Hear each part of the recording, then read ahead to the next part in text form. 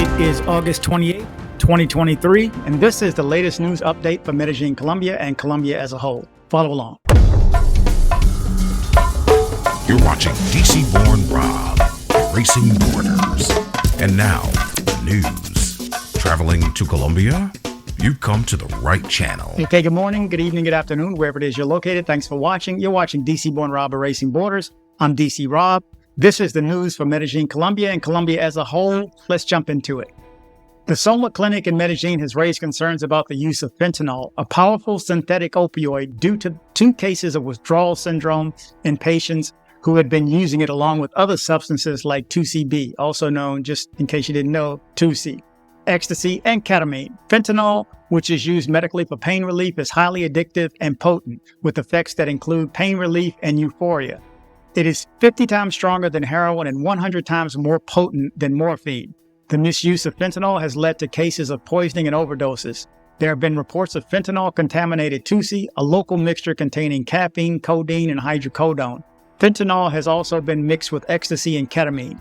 Some types of fentanyl are diverted from pharmaceutical sources, while others are produced using chemical precursors from China and distributed illegally. The concern has prompted health authorities and the government to take action. The governor of Antioquia expressed worry about the increasing presence of fentanyl and its potential harm, considering it is more of a dangerous replacement for other drugs. Recent seizures of fentanyl vials have led to investigations to identify those responsible for its distribution. Dr. Guillermo Castaño, a specialist in addictions, has highlighted the risks associated with fentanyl use, including overdoses and respiratory issues. He emphasized the need for prevention, education about overdose symptoms, and careful consumption of substances. In response to the growing issue, the authorities are initiating investigations and establishing programs to address the problem, including prevention and awareness campaigns. You're watching DC-born Rob, Erasing Borders. Representative Alejandro Ocampo from the Chamber of Historical Pact has introduced a bill in the Colombian Congress aimed at regulating the rapidly growing webcam industry. The bill objectives include formalization for the Federation of Electronic Commerce for Adults to oversee the work of webcam models, as well as the studios and companies that employ them. Ocampo highlighted the importance of preventing potential issues such as involvement of minors, illegal activities, and the lack of accountability. The bill emphasizes that the industry involves producing artistic and adult content created by adults, not prostitution. It seeks to ensure the participants are over 18 years of age and also intends to address money laundering concerns by enabling banks to track the legality of funds from these companies.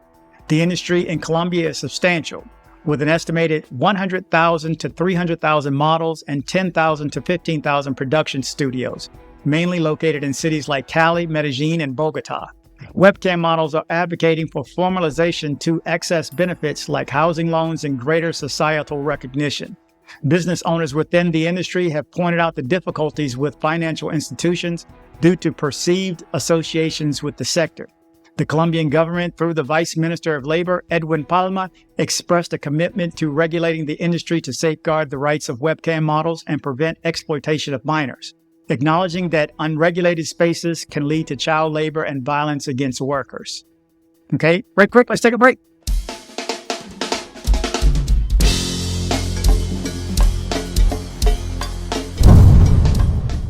That's right. I have to say thanks to everybody who is supporting this channel. Thank you for those who are supporting with the donations, as well as the positive comments in the comment section. You guys are awesome. Plus, I get some damn good insight from you guys. Those who are there now, those who are gone, those who have been 10, 20 times, thank you for the feedback. Other viewers, you guys need to see that. So we appreciate that.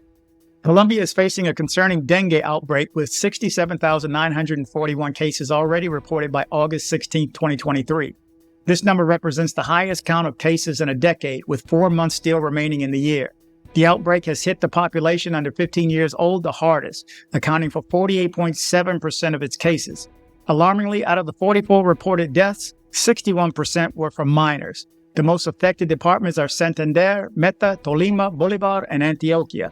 The outbreak has spread to 274 municipalities And while the number of deaths is lower than the previous years, the Ministry of Health has issued warnings about the risks associated with downplaying symptoms. The ministry emphasized that timely medical attention and adequate hydration is crucial to prevent complications.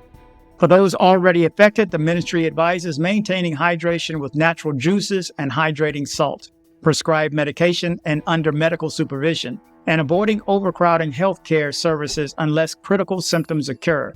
The focus remains on minimizing the spread of the virus and ensuring proper care for those affected by dengue.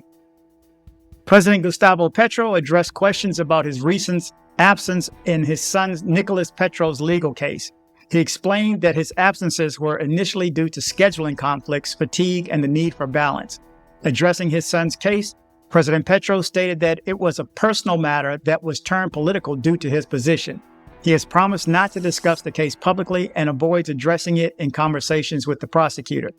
Nicolas Petro faced charges of illicit enrichment and money laundering, but the president maintains that the case was blown out of proportion due to his familial relationship.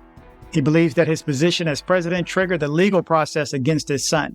He describes a political strategy to discredit him, leading to his son's involvement.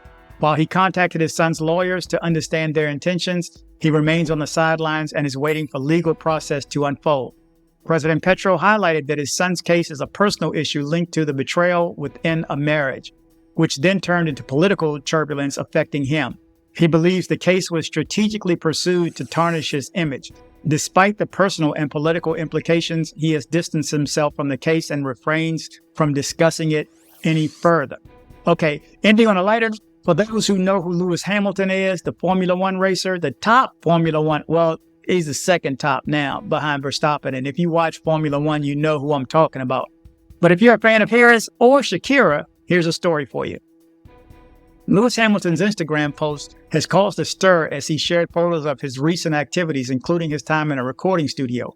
Rumors of a possible affair with Colombian singer Shakira have been circulating, and the photos have added fuel to the speculation. In the images, Hamilton can be seen in the same recording studio where Shakira has previously announced her work on new music. The Formula One racer's caption, "Cheers for the disconnect moment, we'll talk soon," has further fueled rumors about his connection to the singer. Hamilton's followers, as well as fans of Shakira, are intrigued by the possibility of their connection. The caption seen in Shakira's photo has drawn attention, as it's an accessory Hamilton is often seen wearing. The suggestion is that he might have been accompanying her during her time in the studio. While fans speculate about the nature of their relationship, it's worth noting that Hamilton has a genuine connection to the music industry. In addition to his Formula One career, he possesses musical talents, playing the guitar and piano. He has spent over a decade anonymously in the music industry, collaborating with artists like Christina Aguilera under the pseudonym XNDA. His songs have even been played on the radio. Amid the buzz, it's unclear whether Hamilton's presence in the recording studio is solely musical related or connected to his rumored relationship with Shakira.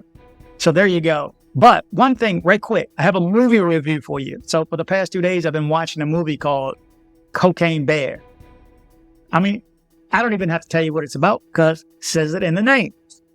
Cocaine Bear, there's cocaine, there's a bear. But this movie, I was in tears last night. I've been watching it. I had to cut it in half because I ran out to dinner last night. But let me tell you, this movie is worth watching. Cocaine Bear, it's on Amazon Prime. So check that out. But remember to travel, but travel safe. Headed to Medellin, Colombia? See my guy Andres with Nomad Travel for safe airport pickups and drop-offs and tours. Contact information in the description below. Join me on social media. I am DC Born Rob Official on Instagram. I am DC Born Rob Official 1 on TikTok. I am DC Born Rob O on Twitter. Don't be like this guy right here. You're just so stupid. I had to send you a video to let you know that you're so stupid. That's right. Don't be like this guy right here. Join me on social media.